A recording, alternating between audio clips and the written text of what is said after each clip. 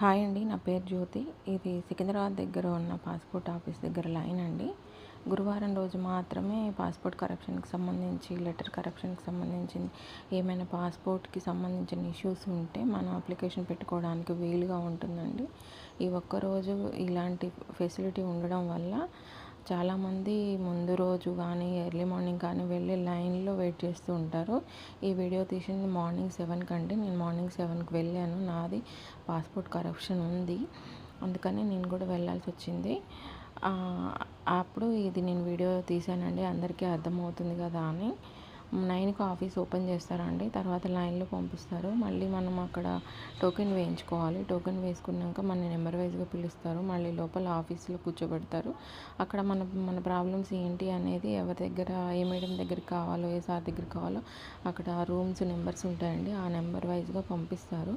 తర్వాత వాళ్ళు మనకి ఏం ప్రాబ్లం ఉందో, ఆ ఇష్యూ ఏంటో దానికి సంబంధించి చెప్తారు. తర్వాత మనం దాని ఇష్యూ కోసం మళ్ళీ మనం నెక్స్ట్ వీక్ వెళ్ళాల్సి ఉంటుంది. కొంతమందికి ఆ రోజు కూడా క్లియర్ అవ్వచ్చు, కొంతమంది కాకపోవచ్చు. నేను లాస్ట్ వీక్ వెళ్ళాను, మళ్ళీ ఈ వీక్ కూడా నాకు వెళ్ళాల్సి వచ్చిందండి. నాకు లెటర్ కరప్షన్ ఉంది. మా మదర్ నేమ్ లెటర్ కొంచెం చేంజ్ అయింది.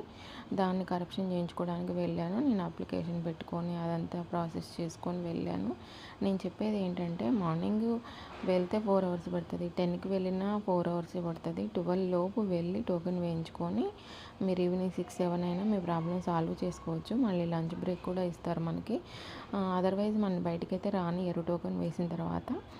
లంచ్ టైంలో మాత్రమే, వాళ్ళకి లంచ్ టైంలో మనం కూడా వెళ్ళి తినేసి రమ్మని మనకు పర్మిషన్ అయితే ఇస్తారు. అక్కడ లోపల షాపింగ్ కానీ పిల్లలకు కావాల్సిన ఏమైనా దొరకవు. వాష్రూమ్స్, వాటర్ మాత్రమే ఉంటాయి. దీన్ని దృష్టిలో పెట్టుకొని మీరు పిల్లల్ని కానీ పెద్దవాళ్ళు కానీ వెళ్ళినప్పుడు అలాంటి సౌకర్యాలతో వెళ్ళండి. ఎందుకంటే ఆ లైన్ కూడా చాలా ఎండలో నిలబడి, చాలా గంటలు నిలబడి వెళ్ళాల్సి ఉంటుంది. కాబట్టి మనకు దాహం వేయడము, ఆకలి అవ్వడం చాలా సహజం. చిన్నపిల్లలు ఉన్న వాళ్ళైతే చాలా ఇబ్బంది పడతారండి. చూసుకొని వెళ్ళండి.